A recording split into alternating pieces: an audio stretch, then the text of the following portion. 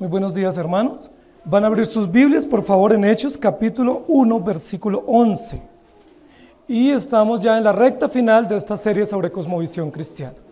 Estamos hoy iniciando el cuarto paso del método histórico redentivo: creación, caída, redención y consumación. Y hoy comenzamos una pequeña serie de 4 sermones sobre la consumación de los eventos finales de la redención. Y en ese sentido vamos a hablar de un evento muy extraordinario que la iglesia y los cristianos aguardamos, que es la venida del Señor, que tiene que ver con los eventos finales de la consumación de todo el plan de la redención, para trabajar el tema de la cosmovisión. Nosotros en nuestra cosmovisión tenemos que comprender que no solamente abarca aspectos de la vida y de la práctica, sino también de la obra perfecta de Cristo. El pacto eterno de redención está compendiado en la cosmovisión bíblica y verdadera.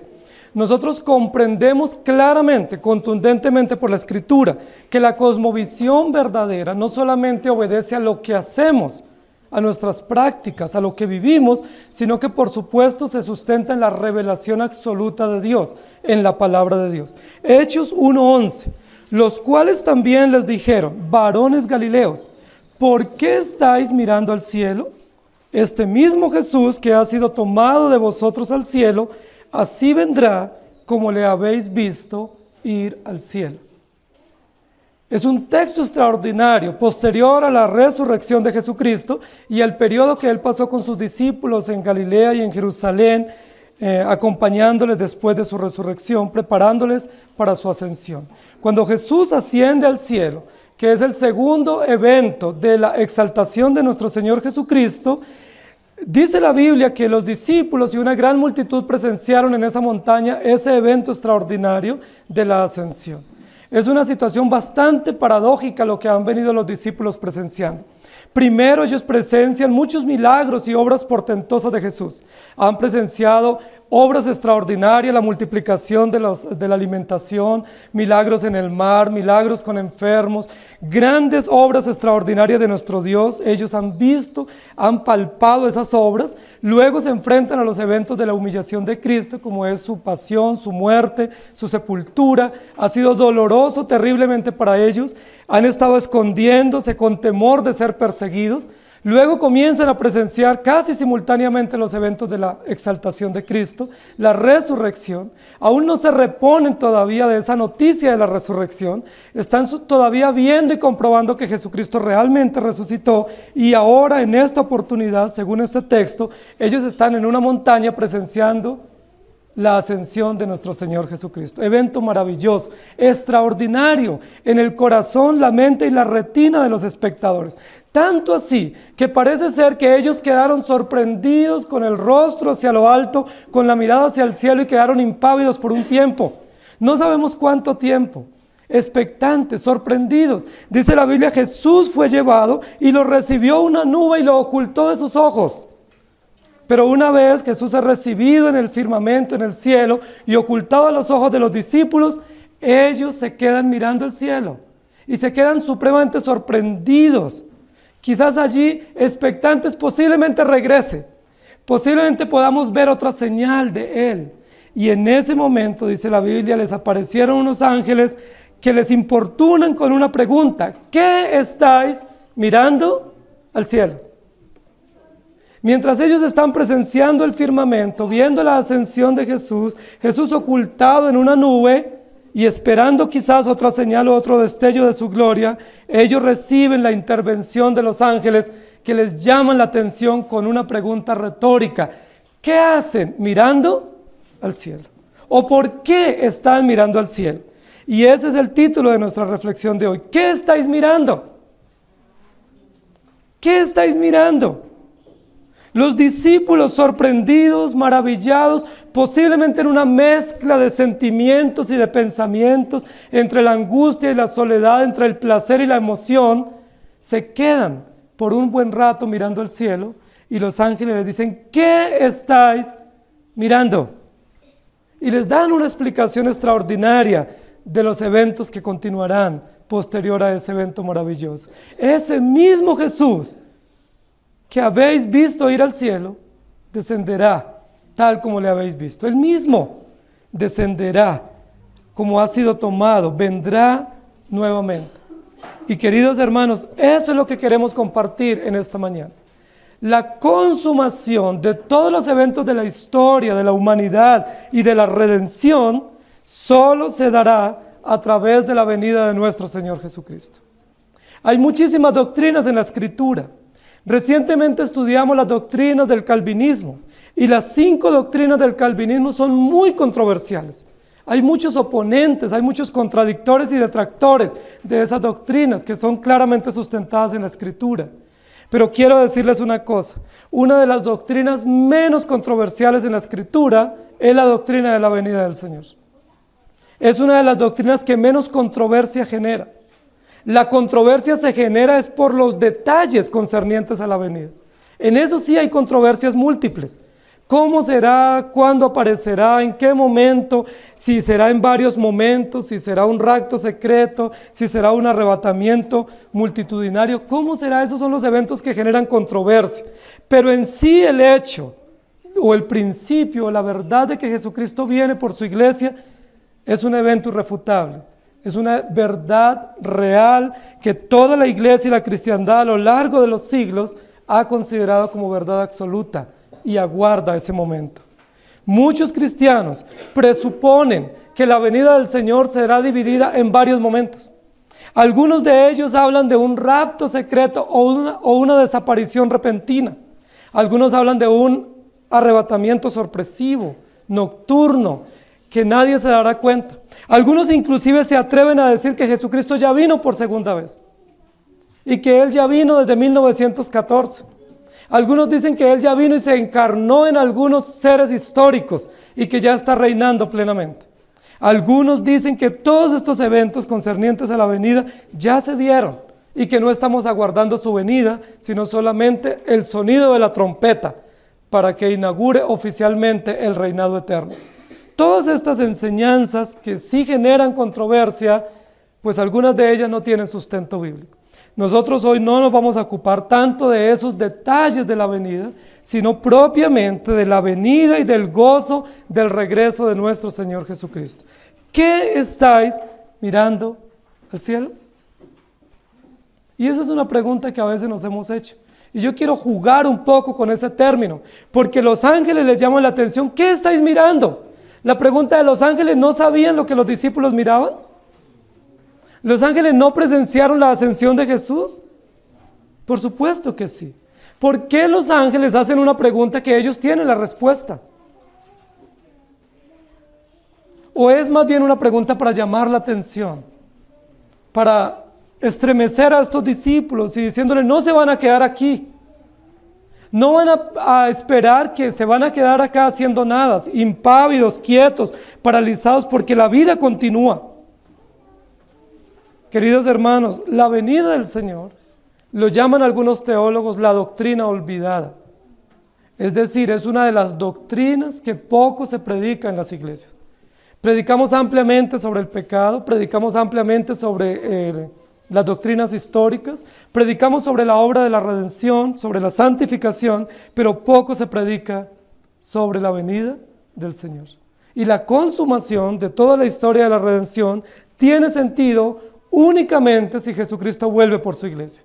Si Jesucristo no vuelve por su iglesia, no tiene sentido el Evangelio, no tiene sentido la fe y la vida nuestra, y somos dignos de lástima.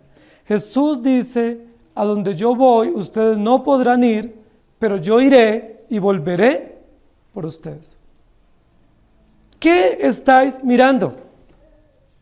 Quiero que piensen ustedes en eso. Porque estamos hablando de un evento extraordinario que la iglesia guarda y que la doctrina histórica y las iglesias históricas conservamos con fidelidad según las verdades bíblicas. ¿Qué estás mirando? Esa es una pregunta también para decir, ¿qué estás haciendo frente a semejante evento, tan glorioso evento que aguardamos? Y yo quiero hablar de algunas actitudes que nosotros podemos tener o que debemos tener y las que no debemos tener frente a la venida del Señor. La primera actitud o el primer acto de compromiso que debemos tener frente a la venida del Señor es la vigilancia. Vigilancia versus negligencia. Una actitud incorrecta de un cristiano que no ha entendido con precisión la venida del Señor es ser negligente. Y hay varias parábolas en la Escritura que narran la negligencia de los obreros o de los criados frente a la venida del Señor. ¿Recuerdan la parábola de las 10 vírgenes? De unas vírgenes insensatas que dice que se durmieron porque estaban cargadas de sueño y que no provisionaron sus lámparas para la venida del maestro o del esposo. Esa parábola de las 10 vírgenes advierte claramente de una actitud de negligencia censurable por parte nuestra cuando estamos aguardando la venida del Señor. Y nos llama poderosamente la atención a la actitud correcta, que es la vigilancia. Velad y orad. Aguardad porque la venida del Señor está cerca. Hay otra parábola que nos habla sobre la venida del Señor y es la parábola del mayordomo. El mayordomo y el criado infiel. El mayordomo que despilfarra todas las cosas y no administra con cuidado y con precisión, sabiendo que tiene que rendir cuentas. El mayordomo que se considera dueño y se enseñorea y que vive de una vida desordenada, pero pronto vendrá su amo a pedir cuentas. Es una parábola que advierte de la necesidad de ser diligentes y no negligentes y de estar vigilando. Y hay otra parábola que advierte la venida del Señor y es la parábola de los talentos. El amo que entrega 5 talentos a un criado, a otro le entrega 2 y a otro 1. Y cuando viene a pedir cuentas, el que ha recibido 5 da buen resultado, el que ha recibido 2 entrega las cuentas y el que ha recibido 1 talento, ¿recuerdan qué respondió? Aquí está lo que me diste. No hice nada porque tuve miedo. Y por eso no lo trabajé.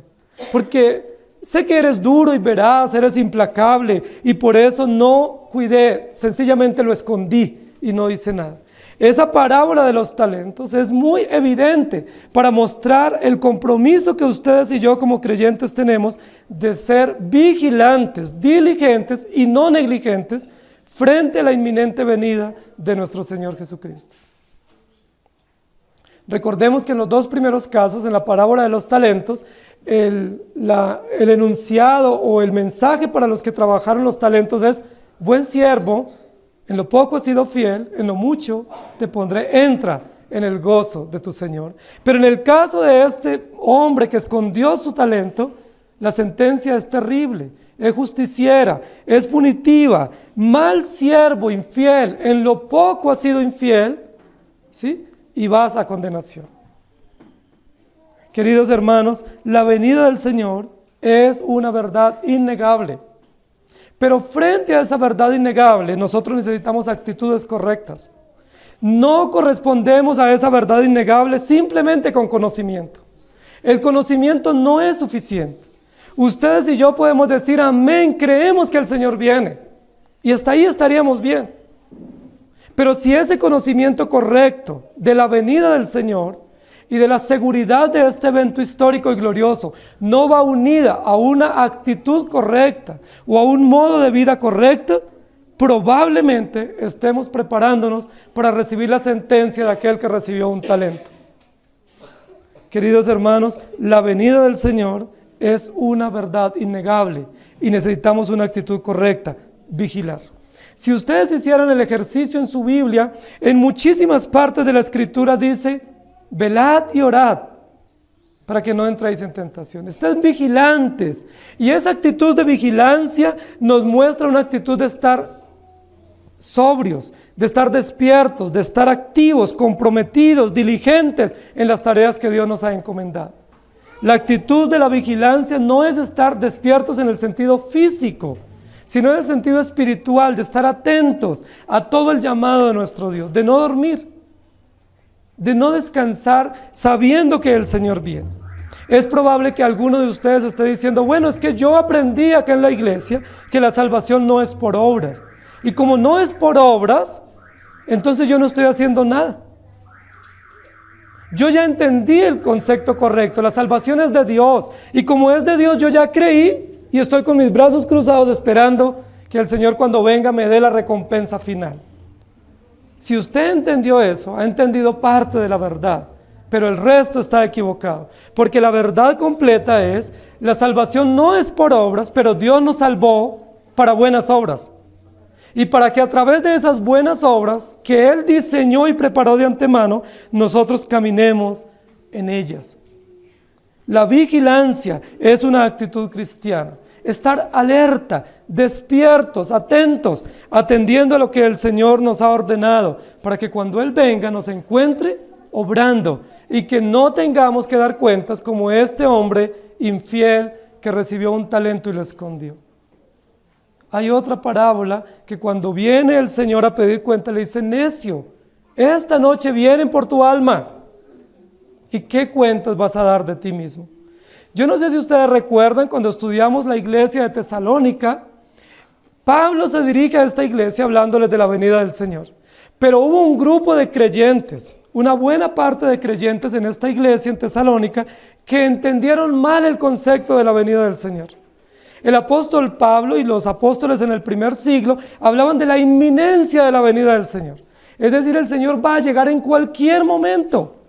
Y los creyentes en el primer siglo, especialmente en Asia Menor, comenzaron a entregar las propiedades, comenzaron a vivir una vida comunitaria, porque ellos decían: no es necesario trabajar ni tener propiedades a nombre propio, porque el Señor viene. Más bien reunámonos y juntémonos y estemos despiertos, porque la actitud es vigilancia. Queridos hermanos, estos creyentes en Tesalónica aparentemente tomaron la actitud correcta. La actitud correcta es vigilar, estar despiertos, estar activos, comprometidos, ocupándose en las cosas del Señor. ¿Saben cuál fue el error de los hermanos de Tesalónica? Que en esa actitud de estar pendiente de los asuntos espirituales, descuidaron los asuntos de la vida diaria, que también son espirituales. Es decir, se concentraron en el templo o en la sinagoga o en las casas a orar, a estudiar la Biblia, y por supuesto eso es correcto. Pero dejaron de trabajar para producir, dejaron de cuidar su familia, dejaron de ir a la universidad, a los colegios y de cumplir con sus negocios, y eso es incorrecto. Eso es contrario a una cosmovisión bíblica. Hemos dicho desde el comienzo en esta serie que no podemos hacer una división entre lo secular y lo sagrado, porque eso no es correcto a una cosmovisión verdadera. Que tanto lo que llamamos secular como lo que llamamos sagrado es una sola verdad, unida perfectamente en la verdad del Evangelio. Si usted cree en Cristo y cree que Él viene, usted debe orar y debe confiar en esa verdad. Pero ¿sabe qué más debe hacer? Debe trabajar velando por su vida, proveyendo para su familia, proveyendo para su entorno, contribuyendo para que esta sociedad sea cada vez más digna y que conozca el Evangelio.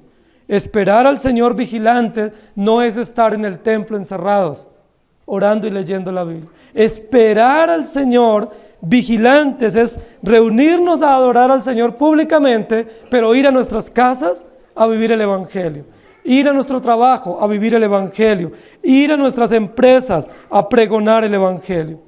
Queridos hermanos, la iglesia de Tesalónica en la segunda carta es fuertemente censurada por el apóstol Pablo. Porque los creyentes que aparentemente tenían la actitud correcta de vigilancia espiritual, estaban volviéndose una carga para la iglesia de Tesalónica, porque no trabajaban.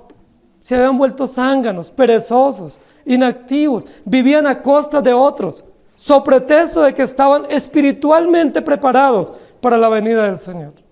Dice la Biblia: el que no trabaje, que no coma. El que no provea para su casa es peor que un incrédulo, porque ha negado la fe. Nosotros queremos llamar la atención, queridos hermanos, para que si ustedes entienden el Evangelio y entienden que el Señor viene, sean diligentes en su casa, en sus trabajos y en la iglesia, vigilantes, no negligentes. ¿Saben cuál fue otro de los errores de estos hermanos en Tesalónica y probablemente en otras iglesias en el primer siglo? Que estos hermanos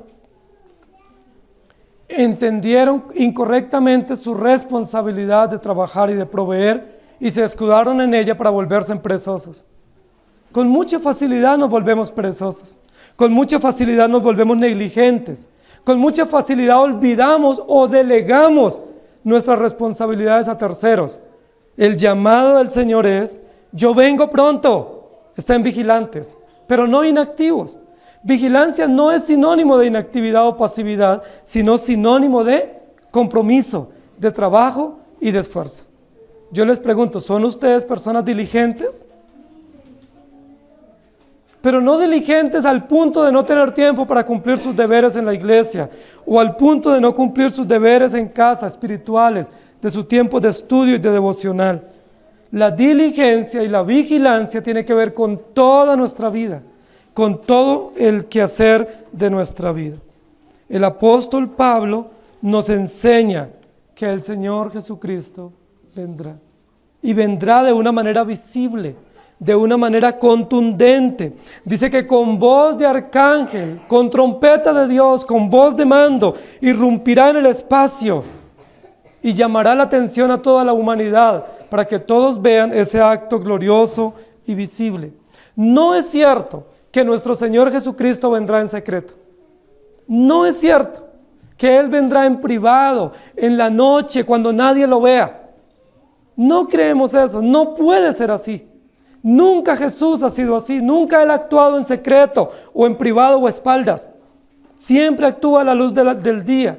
Aún su muerte, su nacimiento, su sepultura fue pública. Su resurrección también fue pública, su ascensión fue pública.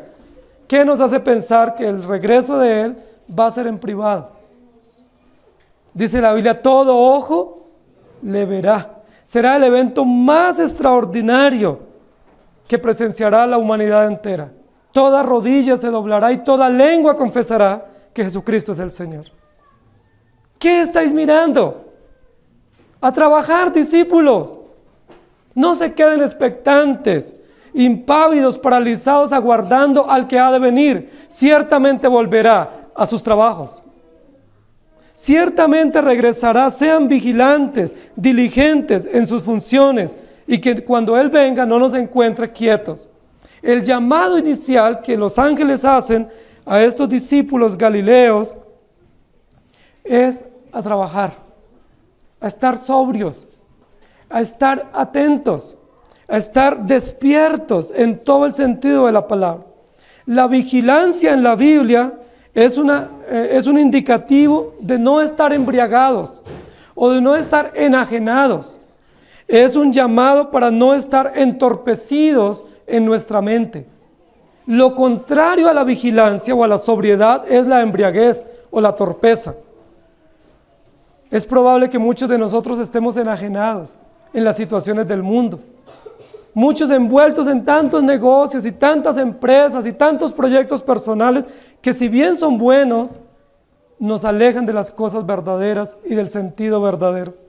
Nos alejan de este evento glorioso y extraordinario de la venida de nuestro Señor.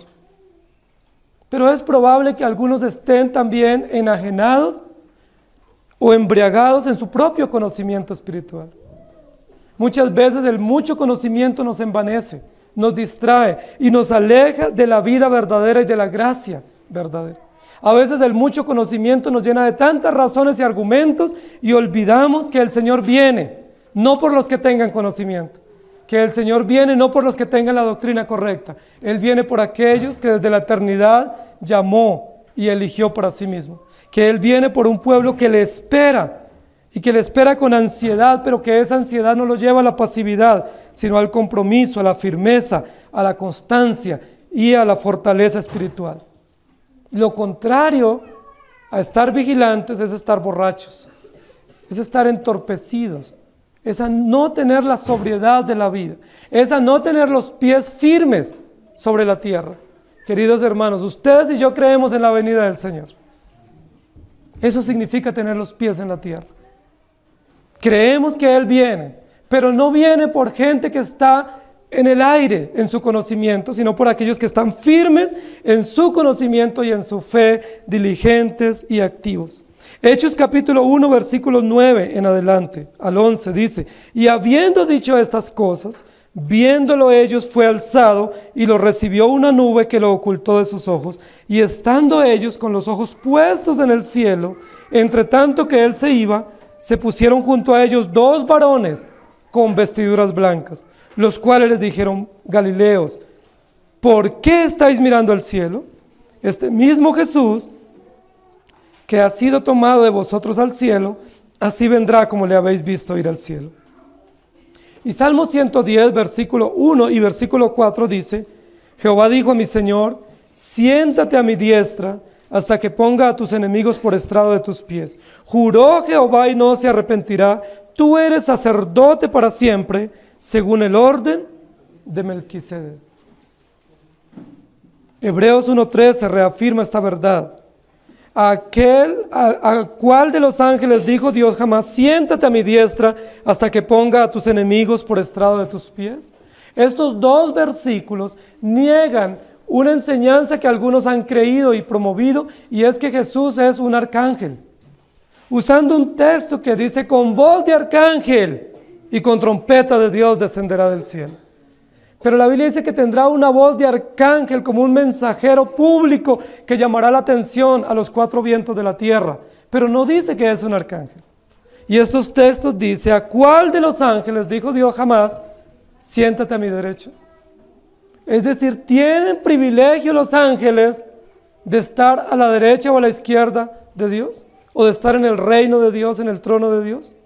¿Son los ángeles o alguno de ellos dignos de ser tenidos en cuenta para sentarse en el trono con el Padre? La respuesta es no. Solo Jesucristo, el Hijo eterno de Dios, el Cordero inmolado que descendió del cielo y que está en el cielo, puede sentarse a la diestra de Dios hasta que regrese por su iglesia a llevar a un pueblo triunfante.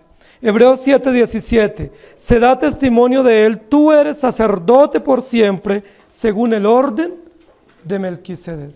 Y luego en Hebreos nuevamente, capítulo 2, versículo 5, Dios no sujetó a los ángeles el mundo venidero acerca del cual estamos hablando. Es decir, ¿quién tiene autoridad sobre la iglesia? No son los ángeles, no es un arcángel, es Jesucristo el Hijo de Dios. Por eso Él vendrá, ya vino una primera vez, pero regresará nuevamente. Tito capítulo 2, versículo 13 dice, mientras aguardamos la esperanza bienaventurada y la manifestación gloriosa de nuestro gran Dios y Salvador Jesucristo. Y luego el encargo de Jesucristo, un encargo de exhortación, de advertencia supremamente interesante. Juan 14, 1 al 3. No se turbe vuestro corazón.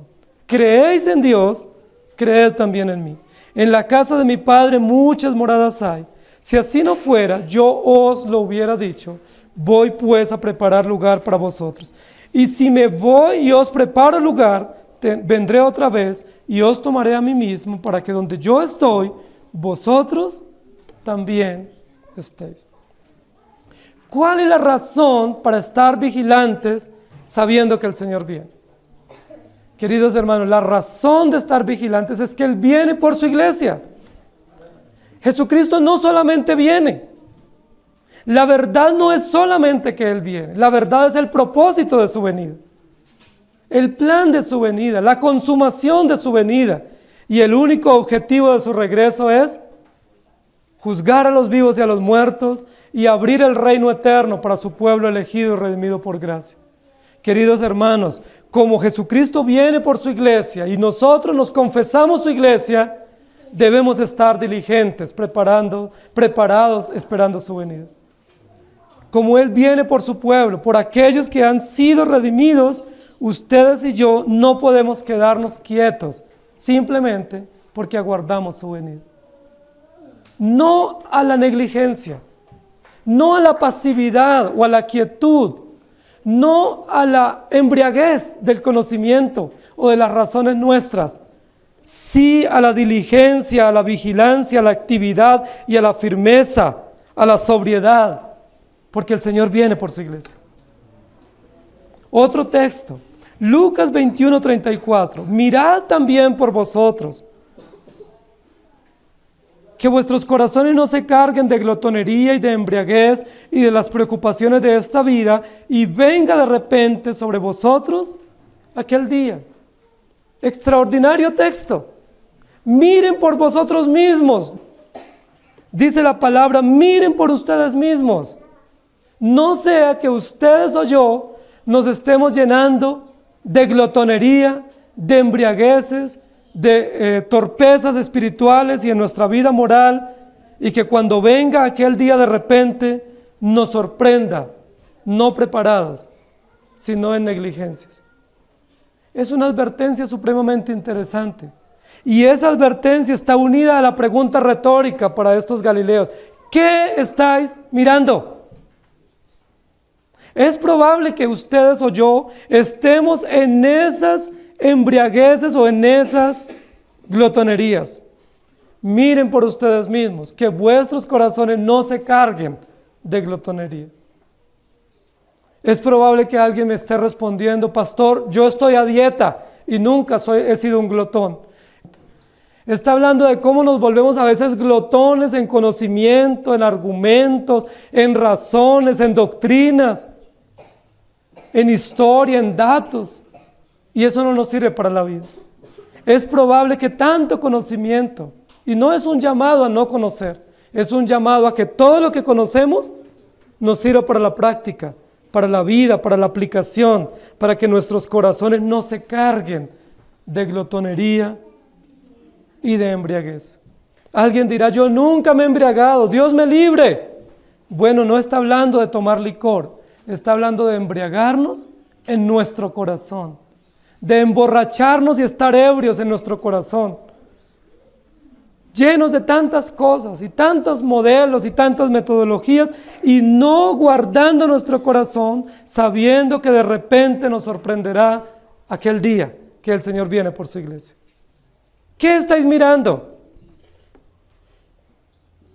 La Biblia nos llama la atención, hermanos, y hemos hecho denuncias fuertes en esta serie contra temas del materialismo, del moralismo, de la falsa religiosidad.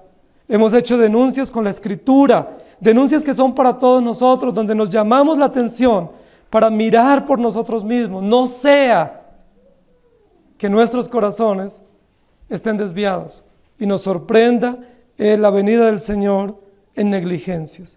¿Qué estáis mirando? La segunda actitud correcta que Dios determina y demanda para nosotros frente a la venida del Señor es la esperanza versus la impaciencia. Esperanza versus impaciencia. Una de las virtudes hermosas de la fe cristiana que nos viene de Dios es la esperanza. Esperanza es una palabra extraordinaria. Esperanza es una palabra virtuosa, hermosísima. Es una virtud teologal que nos muestra el carácter de Dios, el plan de Dios para la iglesia y la forma como Dios equipa a todos los creyentes para poder permanecer. Pero ¿saben cuál es la raíz de la palabra esperanza? Espera. Espera. Y ahí ya no nos gusta mucho. ¿A quién de ustedes le gusta esperar? ¿Quién de ustedes está preparado para esperar pacientemente a largo plazo? Vivimos en una sociedad supremamente rápida y veloz que no sabe esperar. Vivimos en una sociedad que no sabe esperar ni un minuto, que se desespera. Si ustedes se dan cuenta, pasa un minuto o dos y ya nos estamos desesperando. Y nos escudamos en un engaño sutil del tiempo moderno y es: estoy estresado, estoy desesperado. ¿Por qué? Porque es que me dejaron esperando, llevo 2 minutos. Porque es que tengo que esperar. Vivimos en una sociedad que quiere todo rápido, inmediato.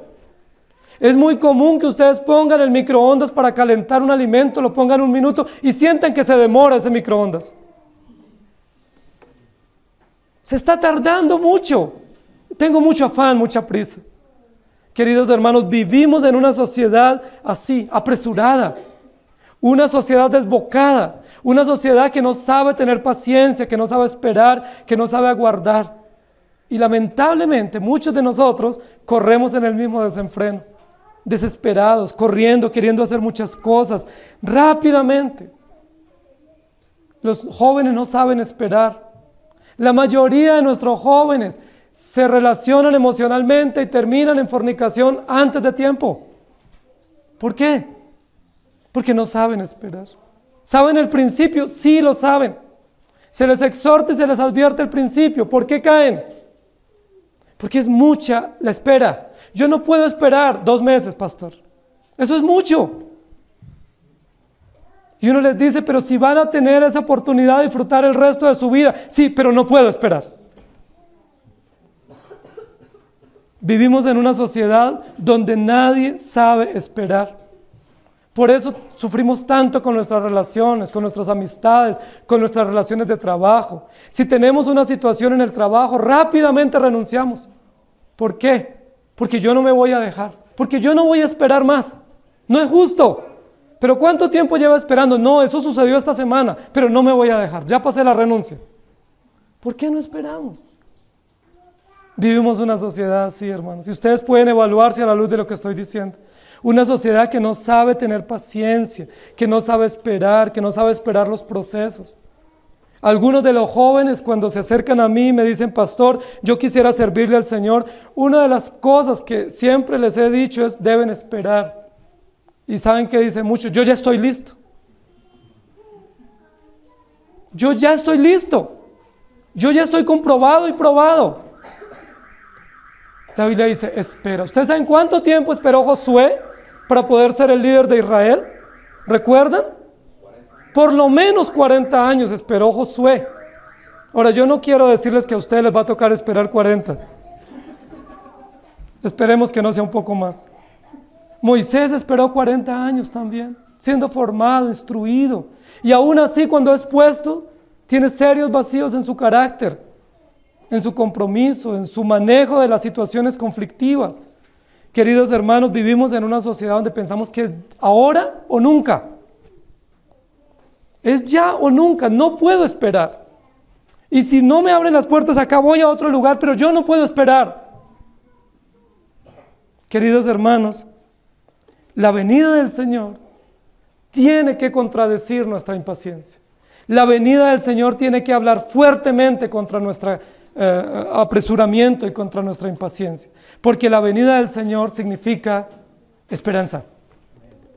Y esperanza es, espera.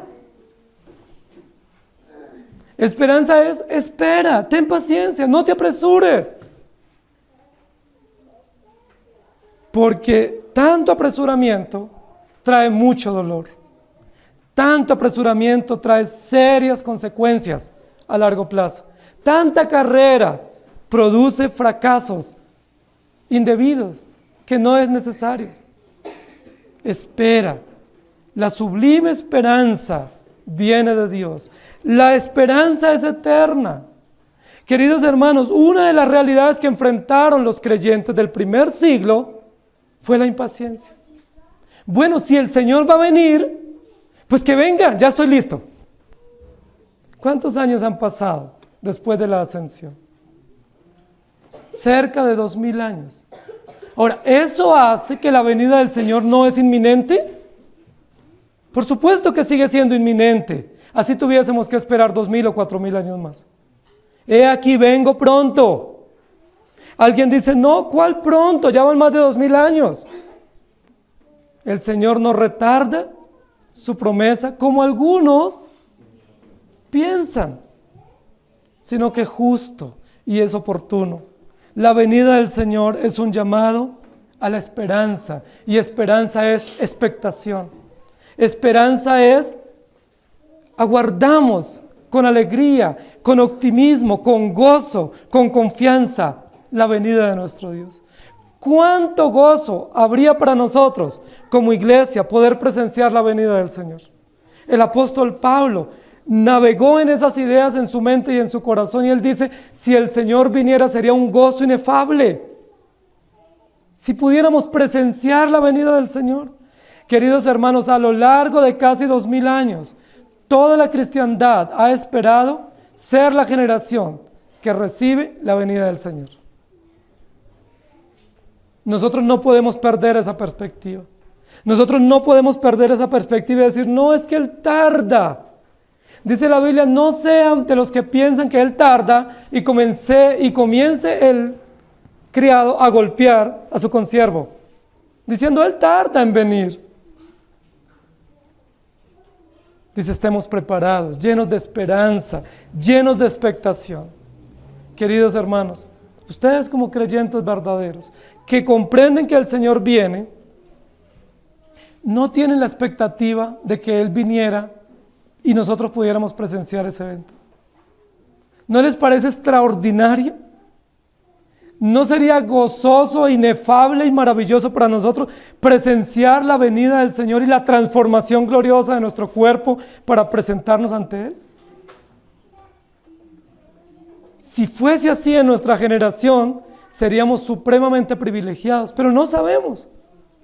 2000 años han pasado y todas las generaciones han aguardado expectantes ese momento. No vamos a perder esa expectativa, no vamos a perder esa confianza, esa seguridad de que Él viene, irrumpirá en las nubes y todo ojo lo verá y probablemente yo le veré si estoy vivo. Pero el apóstol Pablo dice en la carta a los tesalonicenses, cuando presentó esta verdad, y entonces los de Tesalónica dicen, ¿y todos los que se han muerto qué pasó? ¿Dios no se agradó de ellos? El apóstol Pablo dice, un momento, porque los que hayan muerto y no logren presenciar la venida del Señor, resucitarán. Y aunque no presencien ese momento tan maravilloso y glorioso, presenciarán otro momento, y es la resurrección con cuerpo glorificado. Es decir, sea que muramos antes de que el Señor regrese, o sea que presenciemos ese evento estando vivos, disfrutaremos de la misma gracia, la misma maravilla de encontrarnos con el Señor. No es menos importante lo uno o lo otro. Esperanza, expectativa, añoranza consciente, no utópica, sino real, de que el Señor viene por su iglesia. Cuando nosotros oficiamos la cena, recordamos siempre, Maranata, Cristo viene, y lo estamos aguardando. Pero me temo que a veces se vuelva eso simplemente retórica. Lo estamos aguardando y salimos a nuestros asuntos, y nos olvidamos de estar realmente en la expectativa. Cuando Jesús envió a sus discípulos a predicar, les dice, no lleven nada, solamente lleven un bordón, una túnica, no lleven más, no lleven maletas, no se aprovisionen para una larga trayectoria, vayan así, vayan libres para que puedan caminar como peregrinos, porque yo soy su proveedor. Nosotros a veces nos acostumbramos a tantas cosas y tantas arandelas que terminamos perdiendo la esperanza de la venida del Señor. Todo el falso concepto de la teología de prosperidad es una idea de no aguardar al Señor. Porque si yo me establezco tanto con riquezas y con propiedades y con títulos y lujos, yo perdí la expectativa de la venida del Señor. Yo perdí la expectativa de una vida llena de esperanza y de confianza en el Señor. Estar preparados con expectativa, que es parte de la raíz o de la connotación de la esperanza, implica estar vestidos, estar despiertos y estar aprovisionados para el encuentro con el Señor. Que cuando Él nos encuentre, estemos despiertos, apoyándonos en su resurrección. ¿Qué estáis mirando? No pierdan la expectativa de la venida del Señor. Algunos creyentes a lo largo de los tiempos han perdido esa expectativa. Y es terrible no tener un motivo para vivir. Porque la razón de la vida cristiana no es esta tierra, queridos hermanos. La razón de la vida cristiana es el futuro glorioso que aguarda a todos los creyentes. Esa es la razón. Juan capítulo 5, 28 al 29 dice, no os asombréis de esto, porque llegará la hora cuando todos los que están en los sepulcros oirán su voz, y los que hicieron lo bueno saldrán a resurrección de vida, pero los que hicieron lo malo, a resurrección de condenación. La verdad completa de la venida del Señor es el juicio final. No vamos a hablar del juicio hoy, estamos hablando solo de la venida del Señor. Pero esa venida del Señor tiene un propósito, y es establecer el juicio final, tanto para los vivos como para los muertos, incluidos los creyentes e incluidos los incrédulos de todos los tiempos. Lo que para los creyentes es la gloriosa verdad de la vida eterna en plenitud, se constituye para los incrédulos en el peor momento de sus vidas. Lo que los creyentes abrazamos con tanta expectativa se constituye para los incrédulos en el peor momento que quisieran nunca sucediera. Dice la Biblia que ante la venida del Señor los incrédulos rogarán a las peñas que los cubran y buscarán cavernas y escondites y rogarán a las peñas caigan sobre nosotros porque no soportamos el peso y el resplandor de la ira de un Dios justo. Pero eso que para ellos es terrible, para nosotros es glorioso. ¿Por qué? Porque Dios nos ha resplandecido por su infinita gracia en nuestros corazones. No os asombréis, porque llegará el momento. Primera de Pedro 1:13. Por tanto, ceñid los lomos de vuestro entendimiento, sed sobrios y esperad por completo en la gracia que se os traerá cuando Jesucristo sea manifestado. Ceñid, afirmad, asegurad los lomos de vuestro entendimiento. Está hablando de la vestidura, una vestidura bien puesta. Está hablando también de la forma como los soldados se preparaban para estar en combate, pero con una ropa bien segura y bien asegurada en su cintura. Dice, estad ceñidos los lomos de vuestro entendimiento. No sé si ustedes estaban comprendiendo lo que yo estoy diciendo, pero en la primera parte estuvimos hablando de no estar en glotonerías y en embriagueces en nuestro corazón. Ahora la Escritura nos dice de ceñir los lomos de nuestro entendimiento. ¿Dónde está el entendimiento? ¿Por qué habla de ceñir los lomos del entendimiento? Es decir, afirmar el conocimiento, que el conocimiento sea seguro y sea firme, de tal manera que vivamos por ese conocimiento, o que ese conocimiento nos sirva para la vida diaria, nos sirva realmente para caminar en él. Sed sobrios, nuevamente, lo opuesto a ser embriagados o a estar ebrios, y esperad por completo en la gracia que se os traerá cuando Jesucristo sea manifestado. Esperad por completo. ¿Qué estáis mirando que no esperas por completo? Cuando yo me apoyo en otras cosas, cuando pierdo mi confianza, cuando pierdo la expectativa del regreso del Señor, yo estoy mirando lo que no debo mirar y no estoy esperando por completo. Salmo 37, 22 y 29. Porque los benditos de Él heredarán la tierra y los malditos de Él serán destruidos.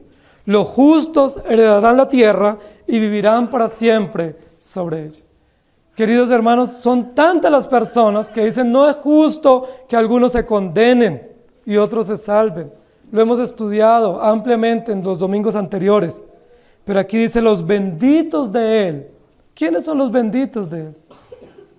Aquellos por quienes Él ha muerto y aquellos a que Él por su infinita gracia les ha perdonado sus pecados y en quienes ha perseverado hasta el final. Son los benditos de Él y heredarán la tierra. ¿Y cuáles son los malditos? Aquellos los que habiendo conocido a Dios le rechazaron. Aquellos que habiendo tenido el conocimiento en su conciencia y muchas veces se les ha explicado externamente el Evangelio, no han obrado en consecuencia, serán destruidos. Y será el lloro y el crujir de dientes. Mateo capítulo 5, versículo 5. Bienaventurados los mansos, porque ellos recibirán la tierra por heredad. Y en 1 de Pedro 3, 14 y 18 dice, por lo cual, oh amados, estando en espera de estas cosas, procurad con diligencia ser hallados por Él sin mancha e irreprensibles en paz. Antes bien, creced en la gracia y el conocimiento de nuestro Señor y Salvador Jesucristo. A Él sea gloria, ahora y hasta el día de la eternidad. Amén. Estando en espera de estas cosas. ¿Cuáles cosas son las que usted espera? ¿Cuál es la mayor expectativa que tiene usted en espera?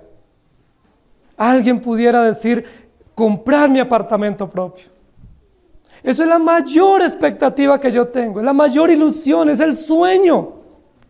O que mis hijos sean profesionales.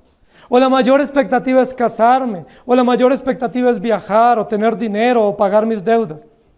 ¿Cuál es la mayor expectativa de un cristiano? No puede ser ninguna de las anteriores. ¿Saben cuál es la expectativa innegable, eterna y segura de todo cristiano verdadero? La venida del Señor. Si usted tiene otra expectativa, pregúntese, ¿qué estoy mirando? Si su expectativa es dinero, lujos o placer o realización humana, ¿qué está mirando? Porque la única expectativa segura es que el Señor viene por su iglesia. Luego, en 1 de Tesalonicenses 5, 2 y 4 al 6 dice, porque vosotros sabéis perfectamente que el día del Señor vendrá, así como ladrón en la noche. Mas vosotros, hermanos, no estáis en tinieblas, para que aquel día os sorprenda como ladrón. Porque todos vosotros sois hijos de la luz e hijos del día. No somos de la noche ni de las tinieblas. Por tanto, no durmamos como los demás, sino velemos y seamos sobrios. La actitud que se censura acá es dormir.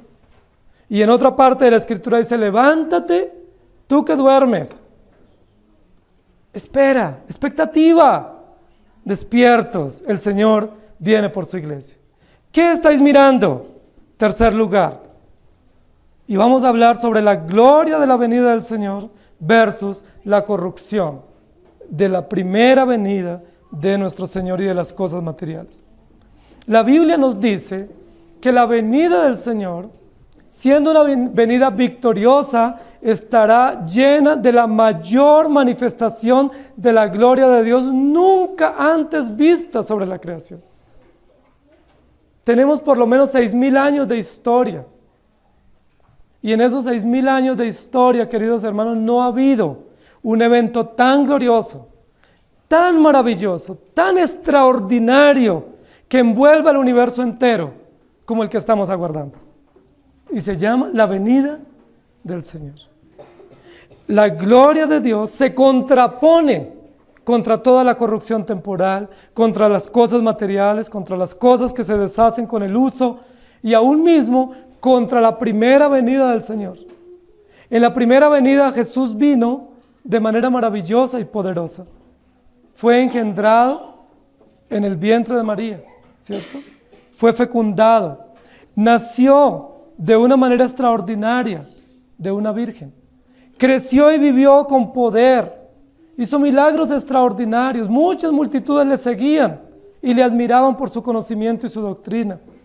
Todos los eventos de la vida de Jesús fueron maravillosos. La gente se sorprendía y decían, ¿de dónde tiene tanta sabiduría? Si es un simple Galileo, si viene de Nazaret y no puede salir algo bueno, ¿de dónde?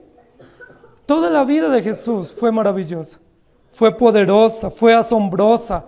Aún su sufrimiento, su muerte, su resurrección, la ascensión no fue menos maravillosa. Pero ¿saben? Todo eso va a ser superado por la gloria de la venida del Señor. Porque la primera venida de Jesús, Jesucristo vino como siervo. Jesucristo vino mostrando su debilidad. Jesucristo vino mostrando su fragilidad. Jesucristo vino como cordero sin mancha para ser llevado al matadero. La primera venida de Jesús fue maravillosa, pero fue para entregarse en la cruz y derramar su sangre para el perdón de nuestros pecados. Tanto así que en la cruz se burlaban muchos y le decían, si eres hijo de Dios, sálvate. ¿Qué te pasa si eres tan poderoso? Libérate, líbrate, demuestra lo que eres y lo que tienes. Pero Jesús se entregó voluntariamente. Dice la Biblia que en silencio, como cordero, fue llevado al matadero y delante de sus trasquiladores enmudeció y no abrió su boca. ¿Por qué hizo Jesús eso en su primer venida? Porque estaba profetizado. ¿Y saben también por qué lo hizo? Porque era necesario para nuestra redención. Era el sustituto perfecto, preparado y provisto por Dios para la redención de su pueblo. Si Jesucristo hubiera venido como va a venir en la segunda venida, ¿ustedes saben si tuviéramos esperanza? Si Él viniera con el resplandor de su gloria como irrumpirá en su segunda venida, ¿ustedes saben qué nos esperaría a usted y a mí? solo juicio, sin esperanza. Pero Jesucristo vino en su primera vez, en su encarnación, de manera humilde y sencilla, tanto así que fue despreciado por todos, perseguido y amenazado. Pero Jesucristo vino para mostrar que Él es verdadero Dios encarnado, sustituto perfecto, único mediador entre Dios y los hombres. Pero Jesús dijo, pero yo moriré, resucitaré, subiré al cielo, pero regresaré. El evangelio completo no termina con la resurrección. El evangelio completo termina con la consumación. Cristo viene y lo estamos esperando. ¿Qué estáis mirando? Los discípulos parece que se quedaron allá extasiados, viendo ese momento tan maravilloso de la ascensión del Señor. Recuerdan que en otra oportunidad otros discípulos que vieron un momento glorioso de la transfiguración se atrevieron a decir, ¿por qué no nos quedamos aquí? Esto es maravilloso, esto que hemos presenciado es inefable. ¿Por qué no hacemos 3 enramadas? Una para ti, otra para Elías y otra para Moisés. Y nosotros aún sin enramada nos quedamos ahí presenciando ese momento, extasiados. Y Jesús, ¿qué les dice? Es necesario descender y seguir en nuestra obra. Es muy probable que estos discípulos, incluidos los anteriores, con la idea fantástica de este diseño arquitectónico, estuvieran también ahí, expectantes, paralizados. Y los ángeles le dicen, ¿qué estáis mirando? Esto no es tan glorioso como lo que va a venir. Si esto es glorioso, es solo un preámbulo, un anticipo, una pequeña cuota de lo que vendrá. Porque lo que vendrá sí es glorioso y todo ojo lo verá. ¿Qué estáis mirando? Este mismo Jesús que ha sido tomado de vosotros, así vendrá. Y eso sí es glorioso. La gloria de Dios, que es uno de los postulados de la fe bíblica y verdadera, que es el propósito esencial de nuestra existencia humana, será manifiesto en plenitud en la venida del Señor. El resplandor, la luz, la voz poderosa y potente de victoria de nuestro Jesús llegará. Jesús no llegará como un niño débil y tierno a las afueras de un pequeño pueblo. Jesús llegará en poder y gloria para juzgar a los vivos y a los muertos. Jesús regresará, no como entró a Jerusalén en un asno, de la manera más sencilla y humilde. Regresará en caballo blanco, con poder y gloria, venciendo y para vencer y para traer juicio y justicia, pero gloria eterna para su pueblo. Gloriosa verdad, contra toda corrupción, contra todas las cosas temporales, dice la Biblia, lo corruptible se vestirá de incorruptibilidad, lo temporal se vestirá de eternidad. ¿Qué estáis mirando? ¿Qué es lo que a usted le despierta gloria en este mundo? ¿Cuál es su gloria? Queridos hermanos, muchas veces para nosotros lo más glorioso es nuestro equipo favorito. De hecho, algunos equipos se hacen llamar así el glorioso e independiente. Queridos hermanos, si lo más glorioso para ti es eso, yo tengo que decirte que no has entendido el Evangelio. Si para ti lo más glorioso es tener la tecnología de punta o viajar o tener dinero, lo más probable es que tú seas como el que guardó un talento y lo escondió. Si para ti lo más glorioso son las cosas de este mundo, las cosas corruptibles y temporales, lo más probable es que cuando el Señor llegue, usted no podrá prorrumpir en la alabanza de los salvos y decir, santo, santo, digno es el Cordero, sino que usted será de los que tendrá que buscar escondederos y tendrá lloro y crujir de dientes por toda la eternidad. Y no estoy amenazándoles, estoy diciendo lo que la Biblia dice. Jesucristo viene para juzgar a los vivos y a los muertos y para abrir la gloria eterna para su pueblo, pero para la condenación eterna de aquellos que han rechazado el Evangelio con obstinación y que se han gloriado más en las cosas corruptibles y no en la gloria eterna de nuestro Señor Jesucristo. Dice la Biblia que muchos creyentes en el Nuevo Testamento y también en la antigüedad, antes de la venida del Señor, estimaban por basura las cosas materiales, con tal de abrazar, de esperar y de conservar la fe y la expectativa en las cosas venideras. Lucas 9:26. Porque el que se avergüence de mí y de mis palabras, de éste se avergonzará el Hijo del Hombre cuando venga en su gloria y en la del Padre y de los santos ángeles. Y en Lucas 21:27, entonces verán al Hijo del Hombre que vendrá en una nube con poder y con gran gloria. Jesús lo advirtió a sus discípulos.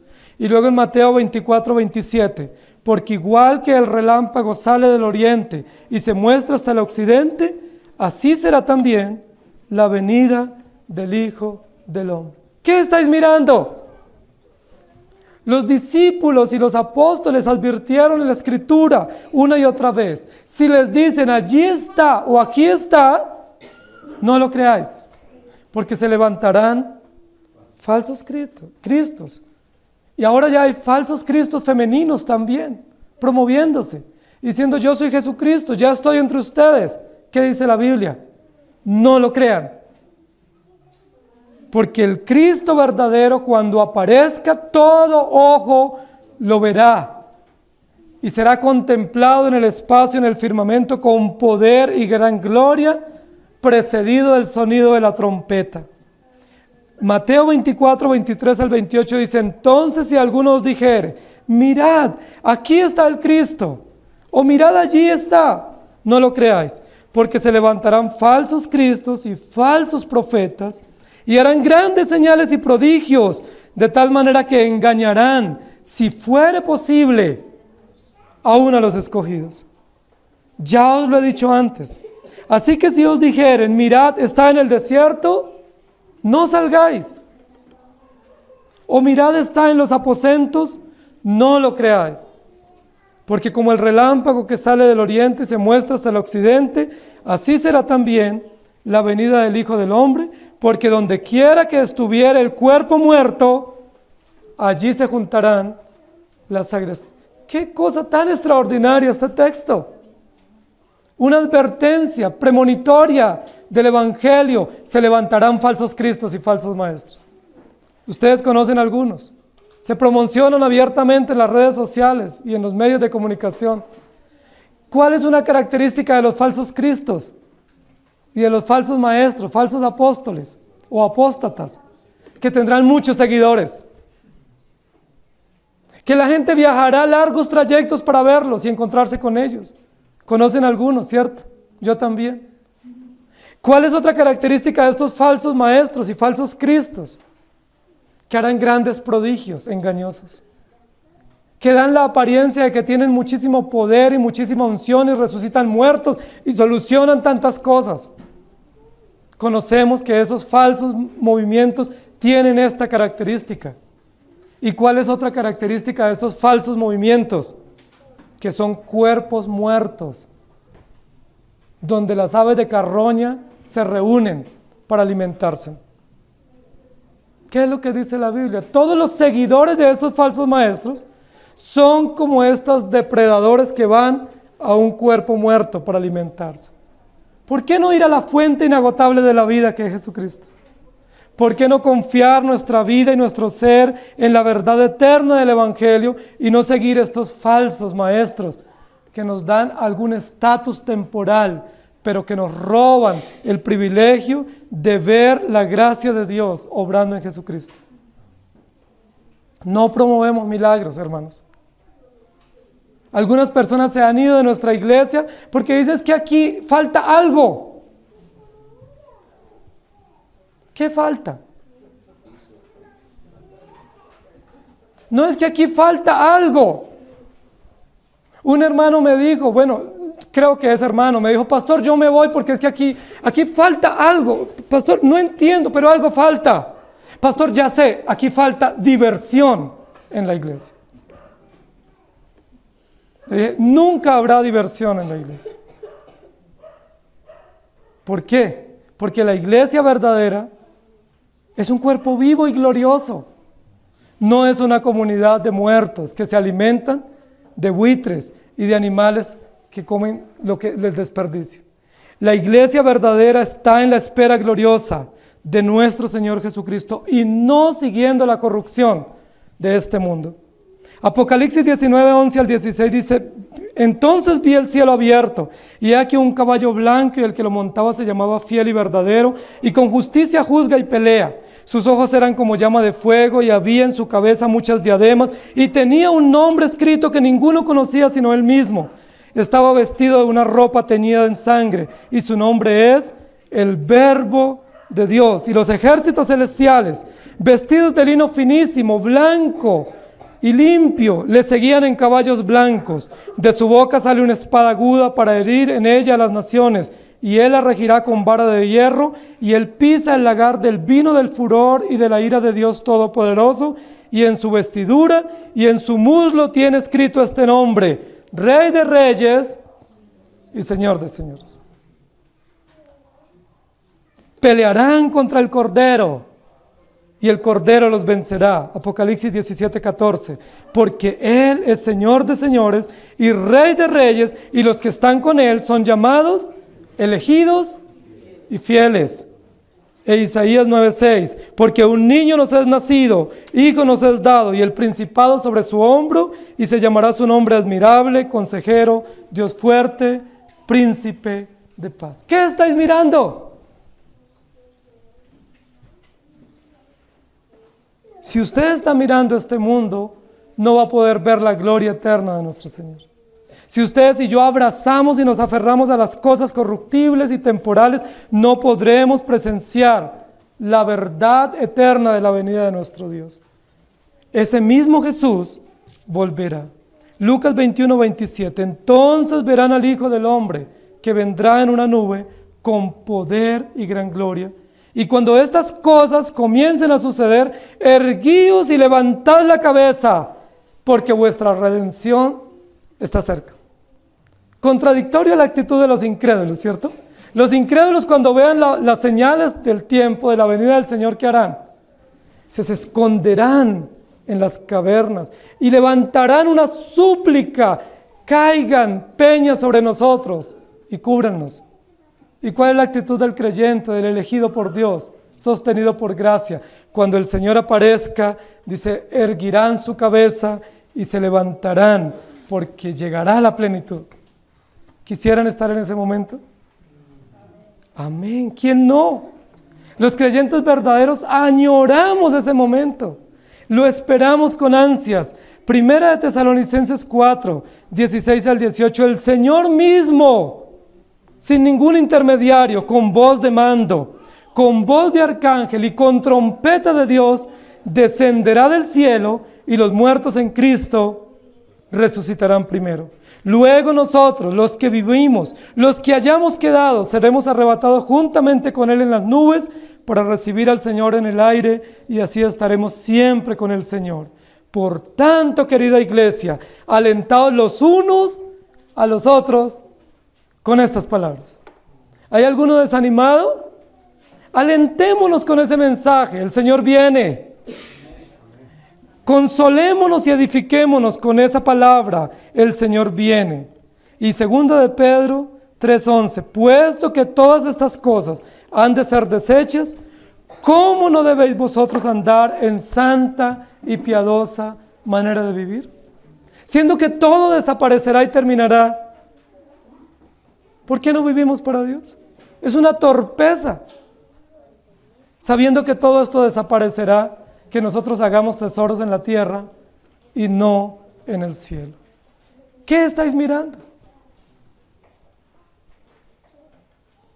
¿Qué mira usted? ¿O a quién mira? No, es que yo miro al pastor. Bueno, mire a Cristo. No, es que yo miro esto y miro aquello y me desanimo. Usted no ha mirado correctamente. ¿Qué estáis mirando? El mismo que fue, regresará. Y no tenemos excusa. Inclinemos nuestro rostro. Amado Señor, nos enseñas una verdad hermosa de tu palabra. Una verdad que poco hemos considerado y por la cual poco nos emocionamos. Y te pedimos perdón. Te pedimos perdón porque sabiendo que tú regresas por tu iglesia, que es la verdad consumatoria, plena, absoluta del sello de la redención, donde te veremos cara a cara y disfrutaremos eternamente contigo, no nos emocionamos tanto por esa verdad como sí por otras cosas. Es tanto así que no hablamos mucho entre nuestras charlas diarias sobre la venida tuya y te pedimos perdón. Te pedimos perdón porque hablamos más de otras cosas o de otras doctrinas que son importantes, pero a veces olvidamos la consumación de nuestra vida terrenal. Un día vendrás, Señor, por tu iglesia. ¿Cuánto quisiéramos presenciar ese momento inolvidable, eterno, maravilloso de tu venida? ¿Cuánto quisiéramos estar allí y ver la señal del Hijo del Hombre en el espacio? ¿Cuánto quisiéramos ver tu gloria, el resplandor de tu venida y abrazarte, Señor? Pero si no tenemos ese privilegio, sabemos que aquellos que mueren en ti resucitarán para vivir eternamente contigo y también participar de ese momento de tu venida. Ayúdanos a entender que tú vienes. Puede ser hoy, puede ser mañana. No tardas tu promesa. Tú vienes pronto. Y que podamos decir como la iglesia en el Apocalipsis: ven, Señor Jesús, que te estamos esperando. Que no tengamos que decir como a veces solemos decir: Señor, espera un poco, no ven todavía porque no estoy preparado. Déjame arreglar la casa primero. Que podamos decir: Señor, ven, porque abrazamos tu venida con expectativa. Ayúdanos a mirar correctamente y a saber que la gloria de tu venida es maravillosa. En el nombre de Jesús. Amén. Que el Señor les bendiga, hermanos.